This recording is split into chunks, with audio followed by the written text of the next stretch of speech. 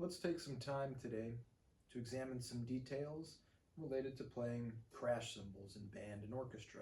Crash cymbals. They're loud, they're heavy, they have a lot of moving parts required to play. You can get these weird air pockets where nobody hears anything, and nobody likes listening to people practice crash cymbals, as one of my classmates did when I was a freshman, right next door to the ear training class at 8:30 in the morning. Well, that said, most of the time we play cymbals one crash at a time. We wait for 8 measures, sometimes 28 measures. We'll be honest, sometimes 328 measures. And we play a single crash. Mezzo forte. Something to jazz up a brass chord with a little extra metal.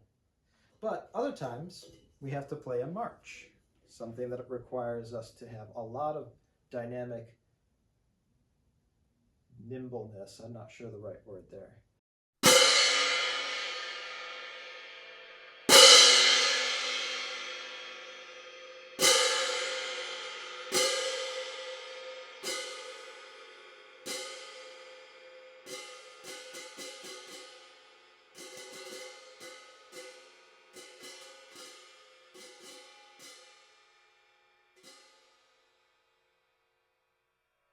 Playing crash cymbals is pretty different from playing snare drum. There's no rebound. So let's look from the cymbals all the way through the body what happens. See that they meet one edge first. In my case, I meet the bottom cymbal edge to the top cymbal face. I use my weak hand to go from underneath, and I use gravity to assist my dominant hand as it comes down at a slight angle, and the cymbals meet each other offset, rather than the circles completely meshing together. It's like a Venn diagram. Let's examine from the cymbals up to what's happening in the body. Notice that the entire arm hinge, shoulder, elbow, and wrist is involved. See at the last minute there, I do a slight stroke, almost like a snare drum, to get my knuckles off the bell of the cymbal. This helps them to vibrate and produce a full array of overtones. Now look at the bottom of my body. My legs are the ones that initiate this stroke. These are heavy sheets of metal that I'm swinging around. And so using those big muscles at the bottom of my body really helps me have control over the cymbals. A side view with large cymbals will really illustrate the involvement of the lower body. There's 2 stages. There's the preparation and then the crash. And in both of those, I do a launch from the lower body. First, the cymbals are resting against my chest and belly here. My weight is on my back foot with my feet offset. To prepare, I move my weight to my front foot. That gets the cymbals off my body and lets them be under the control of gravity. The last stage after they're falling is to reverse gravity on the lower cymbal. I use my legs and my weak arm, my left arm. Here it is. Launch from the legs and the arms. You see the left hand also does a small stroke to get the knuckles off the cymbal. The last detail that I want to point out is my breath. When I'm doing my preparation stroke, I breathe in, usually with whatever instrument I'm playing. And then I breathe out at the point of contact, whoosh, to really lock into the rhythm of what's happening musically. There's a lot of motion to coordinate. Let's examine my claim about getting the knuckles off the cymbal. You'll hear that it rings way more freely that way than if I'm holding it, with a marching band grip. My hand is all over this cymbal, which is really important if you're going to do anything visual, or if you're going to march and carry these things for an hour and a half. Since this is a clinic on orchestral or band, classical cymbal playing, we'll look at a rhythmic passage where we're holding the cymbals in this fashion. The big thing to remember when you're playing rhythmic passages on cymbals is that once the cymbals are already vibrating, you need to put very little effort into subsequent notes.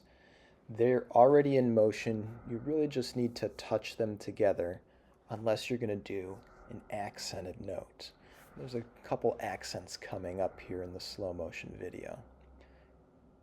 Here, for accents, I get a little more separation. I let the lower hand initiate the volume and the upper hand reacts to it and floats. A curious thing I found examining this slow motion video right there is that sometimes as I'm letting the cymbals do the work, I don't always contact the upper edge of my left hand cymbal to the upper face of my right hand cymbal. In fact, it reverses at times, especially if I'm going fast. We have a few more notes here where we're going to get a chance to see that again. There's another one. As they go fast, I'm really in my hands just feeling the cymbals do the majority of the work. You could see they're vibrating like crazy. I just have to touch them together, and that avoids those air pockets. Now that you've taken a look at how to move with the cymbals, let's look at the setup itself. I love to use a trap table like this. This is simply a waiter tray, which I ordered online from a restaurant supply store, and a trap tabletop. This is a piece of plywood to which I stapled carpet samples, and they create a soft surface for me to place the cymbals on silently. Now you might have seen a crash cymbal cradle where the cymbals sit upright. That can be really helpful if you don't have enough space for a full table like this, which is somewhat common if you're playing in an opera pit or a ballet pit, something like that. Let's look at a few more details about using a trap table. How do I pick up the cymbals and put them down without them making noise? Well, the handles are going to provide the padding. I always pick up my left cymbal first in case I have to play something else. I can have one cymbal in my hand and make a quick switch to the other. Likewise, if I have to switch from cymbals, I want to have my dominant hand available. So if you're left-handed, just reverse that and put the left cymbal down first. But I put the top cymbal on top of the leather handle of the lower cymbal, and that's it. The other cymbal acts like a pad.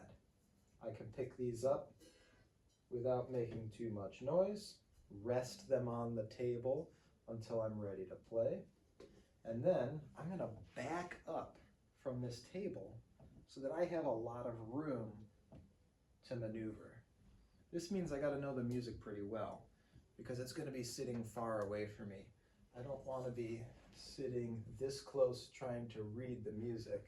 I want to know it ahead of time so that I can have my eyes up on the conductor or out to the rest of the orchestra as I align my cymbal crashes with what's happening in the music.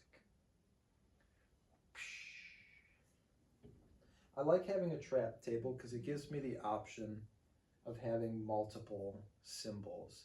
Different musical contexts call for different cymbal sizes because cymbals have a maximum volume depending on their size. These smaller 17-inch, 43-centimeter cymbals cannot produce as much volume as these 22-inch, 56 centimeter cymbals. Cymbals also come in different thicknesses, and so they produce drastically different sounds. And depending on the musical context, I might want to have both available. Professional percussionists accumulate many different cymbals so they can have the right sound for each musical context. My maximum volume with these 17-inch cymbals is only this.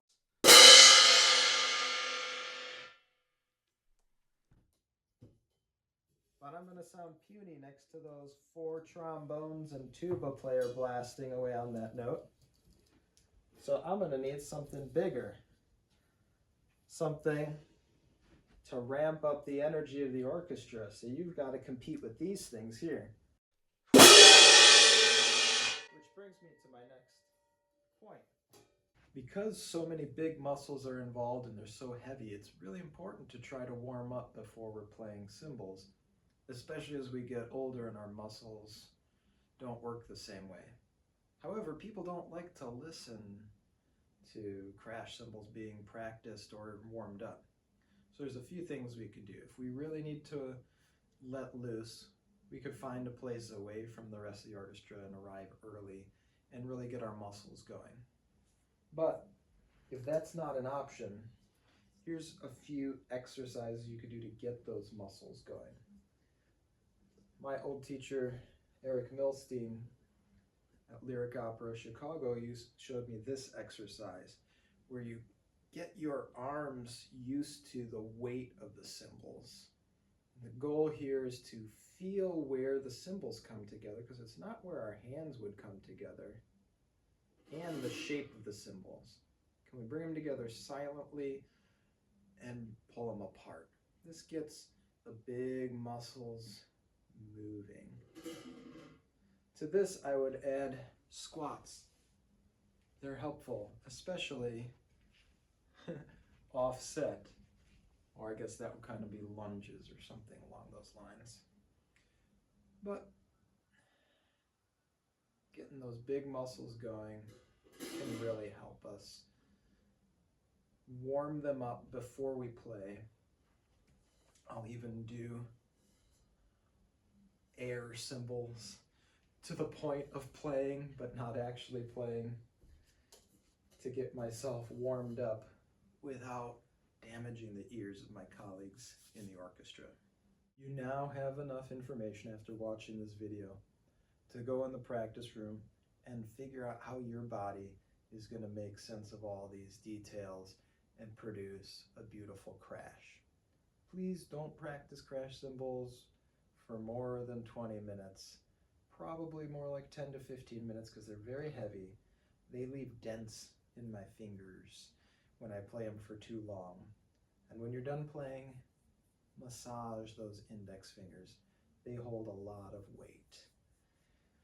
If you want to hear more about playing crash cymbals, please leave a comment down below. I'm happy to make another video, perhaps about playing soft crash cymbals, which I didn't talk about at all today. Lastly, I want to thank all my teachers growing up who taught me to take this instrument seriously.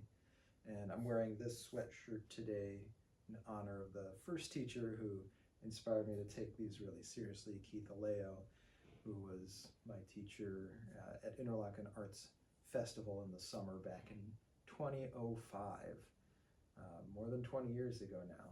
And this sweatshirt is still going strong. So thanks to all my teachers from back then, and I hope all of you have a fun time exploring this wonderful instrument. My fingers got a cramp. My goodness, these things are heavy.